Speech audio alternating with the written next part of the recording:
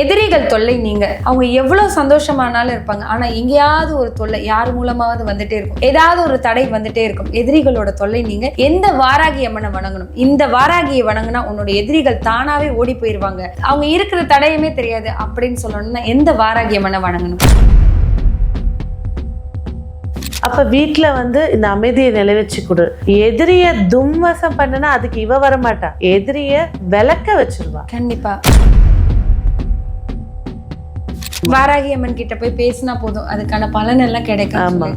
அவங்களுக்கு ஏதாவது விளக்கு ஏத்துற முறை ஏதாவது இருக்கு? நல்லெண்ணெய் தீபம், நல்ல அகல் எடுத்துக்கோங்க. உங்களுடைய வேண்டுதலுடைய ஆழத்தை பொறுத்த அளவுக்கு அகல் எடுத்துக்கோங்க. எல்லாம் கடமைக்குன்னு போறாங்க, 5 ரூபாய் விளக்கு சின்னதை வாங்கி வச்சு அந்த எண்ணெயும் ஊத்தி மிச்ச எண்ணெயும் கீழேயும் சிந்தி, வீட்டுல நம்ம எண்ணெய் சிந்தினாலே பஞ்சாயத்து வரும்னு சொல்லுவாங்க, சண்டை வரும்னு சொல்லி பயமுறுத்துவாங்க. பயபக்தியோட எண்ணெயை ஊத்துவோம். இந்த இடத்துக்கு போகும்போது செவ்வரளி எடுத்துட்டு போறது இன்னும் சிறப்பை ஏற்படுத்தி கொடுக்கும். அடுத்து நம்ம திருஷ்டி சுத்தி பார்த்திருப்பீங்க. இந்த மாதிரி எதிரி தொல்லை இருக்கிறவங்களுக்கு எல்லாம் பாத்தீங்கன்னா வீட்டுல உட்கார வச்சு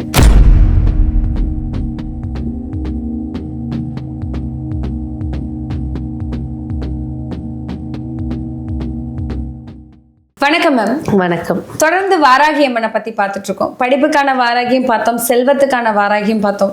அவங்களெல்லாம் எப்படி வழிபடணும், அவங்களுக்குலாம் என்ன மாதிரியான பிரசாதம் வச்சா ரொம்ப பிடிக்கும், அவங்களுக்கு பிடிச்ச பூ, அவங்கள கோவில்ல போய்லாம் நீங்க வழிபட வேணாம், ஒரு தீபத்திலேயே அவங்கள வீட்டுக்கே வரவழைச்சிடலாம் அப்படிங்கிற விஷயமெல்லாம் சொன்னீங்க. எதிரிகள் தொல்லை நீங்க. அவங்க எவ்வளவு சந்தோஷமானாலும் இருப்பாங்க, ஆனா எங்கேயாவது ஒரு தொல்லை யார் மூலமாவது வந்துட்டே இருக்கும், ஏதாவது ஒரு தடை வந்துட்டே இருக்கும். எதிரிகளோட தொல்லை நீங்க. எந்த வாராகி அம்மனை வணங்கணும்? இந்த வாராகியை வணங்கினா உன்னோட எதிரிகள் தானாவே ஓடி போயிருவாங்க, அவங்க இருக்கிற தடையுமே தெரியாது அப்படின்னு சொல்லணும்னா எந்த வாராகி அம்மனை வணங்கணும்? அஷ்ட வாராகி ஒரே ரூபமா உட்கார்ந்துருக்கவதான் ஆதி வாராகி. ஆதி வாராகி கையில அந்த ஏற்கலப்பெல்லாம் வச்சு சர்வ விஸ்வ ரூபமா இருப்பா, கரங்களோட உட்கார்ந்துருப்பா. அந்த வாராகிய ஓம் ஜெய வாராகியே நமோ நமக, ஜெயம்ன்ற வார்த்தையை சொன்ன கணமே அவ நின்னுடுவா. ஓம் ஜெய வாராகியே நமோ நமக. அவ்வளவுதான். இது போதும். இதுக்கு முக்கியமா தேவை பாத்தீங்கன்னா, எல்லாருக்கும் இது தெரிஞ்சிருக்கலாம் இல்ல தெரியாம இருக்கலாம், உருளைக்கிழங்கு தான் மெயின். அதுவும் பூமிக்கடியில விளையாடுறதுதான் உருளைக்கிழங்கு. நல்லா கொஞ்சம் மஞ்சள் உப்பு மஞ்சள் போட்டு நல்லா அலசி, மஞ்சள் கொஞ்சம் போட்டு நல்லா வேக வச்சுக்கணும். வேக வச்சுட்டு அதை தோல் நீக்கி நல்லா மசிச்சு அதுல தேங்காய் பூ போடணும். மெயினா தேங்காய் பூ போட்டால் இன்னும் சிறப்பு. இல்லைன்னா தேங்காய் அந்த சில்லை சீவி போட்டு அதில் கொஞ்சம் ஏலக்காய் பொடி, அதுக்கடுத்து கொஞ்சம் விருப்பப்பட்டால் நாட்டு சக்கரை நல்ல பாகு மாதிரி எடுத்து நெய் ஊற்றி அதை அல்வா பதத்துக்கு கிண்டணும். கொஞ்சம் நல்ல கடாயில் கிண்டி அந்த நெய் பிரிஞ்சு வந்ததுக்கப்புறமா முந்திரியோ அதெல்லாம் உங்கள் இஷ்டம், அதை போட்டு வாழை இலையில் அந்த அல்வாவை எடுத்து போட்டு அவகிட்ட வச்சு, இந்த பிரச்சனை எனக்கு ஜாஸ்தியா இருக்கு, இந்த நபர்களால், இதுக்கு வீட்டுல செய்யக்கூடாது, கோவில்ல தான் செய்யணும். இது கோவில். ஆமா, வீட்டுல செஞ்சு எடுத்துட்டு போலாம். எடுத்துட்டு போயிட்டு அந்த இடத்துல வச்சுட்டு மனசார பிரார்த்தனை செஞ்சு, ஃபர்ஸ்ட் ஒரு வேண்டுதல்னு வைக்கும் போது தீபம் தான். அந்த இடத்துல நல்லெண்ணெய், அந்த நல்லெண்ணெய் தீபம் அந்த ஏத்தும் போதுலேருந்து அது முடிகிற வரைக்கும் நம்மளோட ஆற்றல் தான் அங்கே இருக்கும். நம்ம இருக்க போது ஒரு 1/2 hour 1 hour கையெடுத்து கும்பிட்டுட்டு எல்லாம் முடிச்சுட்டு கிளம்பிடுவோம். அந்த தீபம் இருக்கிற வரைக்கும் நம்ம பேச்சு அந்த தீபம் பேசிட்டு இருக்கோம். அம்மா நான் இவங்களுக்காக தான் பேசிட்டு இருக்கேன், எனக்கு இது அதான் தீப ஜோதி, தீபத்துக்கான தேவதை நான் ஏத்தி வந்திருக்கேன், மனசார நம்பி, தீபமே உன்னை நம்பி நான் ஏத்துறேன், அம்பாள் கிட்ட பேசு, அவ்வளவுதான். எனக்கு இந்த வழக்கு பிரச்சனை இருக்கு, இந்த எதிரி நம்மளுடைய ஆற்றலுக்கு எதிர்மறை ஆற்றல் எல்லாமே கண்டிப்பா இருக்கும். அப்ப வீட்டுல இந்த அமைதியை நிலைவச்சு கொடு. எதிரிய தும்வசம் பண்ணனா அதுக்கு இவ வரமாட்டா, எதிரிய விளக்க வச்சிருவா. கண்டிப்பா. எல்லாம் என்ன நினைச்சுக்கிறாங்கன்னா, அது வாராகிய கும்பிட்டுட்டா போய் கொன்னே போட்டுருவா, அவ தாய், அவ பூமி தாய், அவ கொல்லலாம் மாட்டா, நம்ம பாதையிலேருந்து அவளை விலக்கி விட்டுருவா. இவங்களுக்கு எதை தேவை நியாயப்படி கொடுக்க வேண்டியது இருக்கு, அதை வாங்கி கொடுத்து அவங்க விலக்கி விட்டுருவா, இவங்க சிந்தனை இல்லாம மாத்திடுவா. இதுதான் வாராகியோட வேலை. இதுனா நிறைய பேர் வாராகியை போய் கும்பிட்டு எலுமிச்சம்பழத்தை சூரத்துல சொருவிட்டா அடிச்சிருவா, அப்படிலாம் கிடையவே கிடையாது. அதுக்கெல்லாம் இருக்காங்க மகிஷாசுர வர்தினி, அதெல்லாம் இருக்காங்க. இவங்க பாத்தீங்கன்னா தாய், இவ பூமி தாய், பூமியில விளையிறது, பூமியில இருக்கக்கூடிய எல்லா, அது மனுஷனா இருக்கட்டும், மிருகமா இருக்கட்டும், பூச்சிகளா இருக்கட்டும், ஊர்வனையா இருக்கட்டும், எல்லாத்துக்கும் அம்மா இவ. இவ இருக்கிறனால தான் இந்த பூமி இருக்கு, கருவறை மாதிரி வச்சிருக்கா. கண்டிப்பா கண்டிப்பா. அப்ப இந்த விவசாயத்துக்கு அப்ப இவ வந்து என்னோட பாதையில இப்போ என் வீட்டில் வந்து மாமியார் பிரச்சனை பண்ணிகிட்டே இருக்காங்க, அவங்க என்னை புரிஞ்சிக்கணும். அவங்க செத்து போகணும்னு கும்பிட்டிங்கன்னா அது பிரச்சனை வேற மாதிரி இருக்கும்.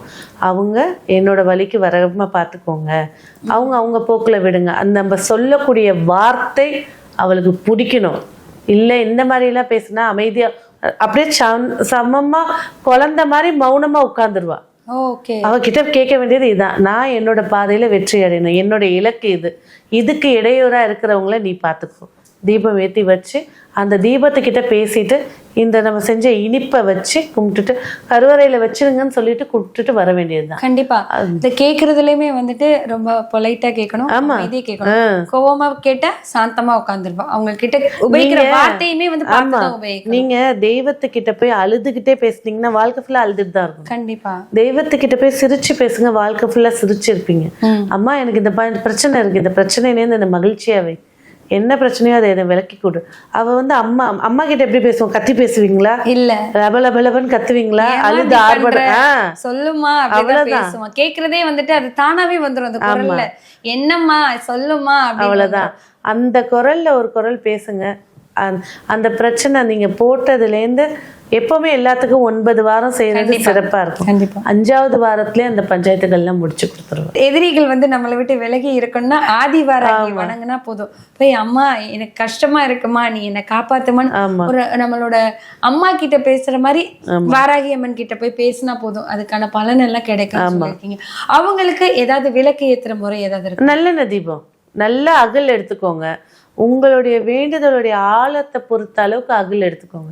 எல்லாம் கடமைக்குன்னு போறாங்க, 5 ரூபாய் விளக்குன்னு சின்னதை வாங்கி வச்சு அந்த எண்ணெயும் ஊற்றி மிச்ச எண்ணெயும் கீழேயும் சிந்தி வீட்டில் நம்ம எண்ணெய் சிந்தினாலே பஞ்சாயத்து வரும்னு சொல்லுவாங்க, சண்டை வரும்னு சொல்லி பயன்படுத்துவாங்க. பயபக்தியோட எண்ணெயை ஊற்றுவோம்.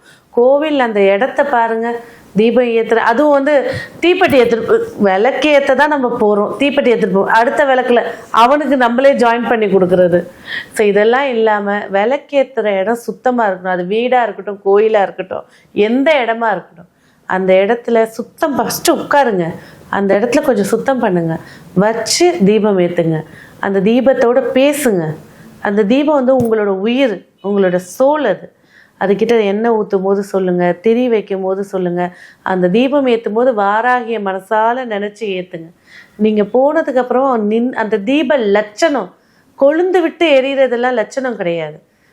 அதெல்லாம் வந்து பாசிங் கிளவுட்ஸ் மாதிரி, வந்துட்டேன் பேசிட்டேன் போயிட்டேன் சொல்லுவாங்க. நான் போனேன், அந்த கோயிலுக்கு போனேன், ஒண்ணுமே ரிசல்ட் இல்லை. இந்த கோயிலுக்கு போனேன், இந்த கோயில் போகும்போது பயபக்தியோட செஞ்சிருப்பாங்க. உங்களோட இன்வால்மெண்ட் தான் முக்கியம். அந்த தெய்வத்தை எவ்வளவு தூரம் மனரூபமா நம்பி பண்றீங்களோ அது சக்சஸ் கொடுக்கும். இந்த மாதிரி நல்லெண்ணெய் தீபம் ஏத்துனா வந்துட்டு அது மட்டுமே போதும். நம்மளோட கஷ்டம் எவ்வளவு தூரம் ஆழமா இருக்கோ அவ்வளவு ஆழமா, குட்டி அகல்ல எல்லாம் ஏத்தக்கூடாது. நல்ல பெரிய அகல்ல வந்துட்டு நம்ம வேண்டுதல் எவ்வளவு பெருசா இருக்கோ, நம்ம கஷ்டம் எவ்வளவு பெருசா இருக்கோ அவ்வளவு பெரிய அகல்ல வந்து நல்லெண்ணெய் தலைமை ஊத்தி பிரார்த்தனை பண்ணி சொல்றீங்க. உருளைக்கிழங்கு அல்வா வாழை இலையில வச்சு சாமி கும்பிடணும் அப்படிங்கிறதையும் சொல்லியிருக்கீங்க. அவங்களுக்கு என்ன மலர் கொண்டு போகணும்? இந்த இடத்துக்கு போகும்போது செவ்வரளி எடுத்துட்டு போறது இன்னும் சிறப்பை ஏற்படுத்தி கொடுக்கும். அடுத்து வந்து நம்ம வந்து திருஷ்டி சுத்தி பார்த்துருப்பீங்க. இந்த மாதிரி எதிரி தொல்லை இருக்கிறவங்களுக்கெல்லாம் வந்து பாத்தீங்கன்னா வீட்டுல உட்கார வச்சு உருளைக்கிழங்கே சுத்தி 4ஆ வெட்டி தூக்கி போடுவாங்க. அது வந்து எதிரிகளோட தொல்லையிலேருந்து நம்மள விலக்கி கொடுத்துரும். நம்ம தேங்காய் சுத்தி பார்த்துருப்பீங்க, பூசணிக்காய் சுத்தி பார்த்துருப்பீங்க. ஆனா உருளைக்கிழங்க வெட்டி போடுங்க. அந்த நிமிஷத்துல இருந்து மைண்ட்ல இருந்தும் சரி, இந்த எதிரிகளோட சில பேர் வந்து செஞ்சதையே நினைச்சு உள்ளுக்குள்ள புழுங்கிட்டே இருப்பாங்க. அது நடந்து 10 வருஷம் இருக்கும், நடந்துருச்சு. நடந்ததுக்கு அப்புறம் அதையே யோசிக்கணும். அந்த மைண்ட்ல எரேஸ் பண்றதுக்கு இந்த உருளைக்கிழங்கு பெஸ்ட். நிறைய பேருக்கு தெரியாது உருளைக்கிழங்குல வாராகிக்கும் உருளைக்கிழங்குக்கும் இவ்வளவு சம்பந்தம் இருக்கு. நிறைய பேருக்கு தெரியாது. எதிரிகளோட தொல்லை நீங்க உருளைக்கிழங்க வந்துட்டு 4ஆ வெட்டி ஆதிவாராகியை நினைச்சு நம்ம தலையை சுத்தி வீசினா வந்து 9 வாரம் செய்யணும். எது செஞ்சாலும் 9 வாரம் செய்யணும். அதுக்கான ரிசல்ட் வந்து கிடைக்கும் அப்படிங்கிறது. இப்போ மளிகை கடை வச்சிருக்காங்க, டிபார்ட்மெண்ட் ஸ்டோர் வச்சிருக்காங்க, நல்லவங்களும் வருவாங்க, கெட்டவங்களும் வருவாங்க. என்னென்ன எண்ணத்துல வருவாங்கன்னு தெரியும். இப்போ இவ்வளோ பெரிய கடை வச்சிருக்காங்க, அந்த திருஷ்டி கூட அவங்களுக்கு பிரச்சனை கொடுக்கும். அப்போ அவங்களாம் என்ன செய்யலாம், அந்த செவ்வாய்க்கிழமை சனிக்கிழமை இந்த உருளைக்கிழங்கை எடுத்து வெட்டி சுத்திட்டு ஆதிவாராகிய நமக்கு சொல்லிட்டு நாளாக வெட்டி ஒரு தூக்கி போட்டுட்டு போங்க, கடையை மூடிட்டு போங்க. எந்த ஒரு நெகட்டிவ்னஸும் அந்த இதை தாண்டி வராது. கண்டிப்பா. ஸோ தொடர்ந்து வாராகியை பற்றி நம்ம பேசலாம். நன்றி. நன்றி.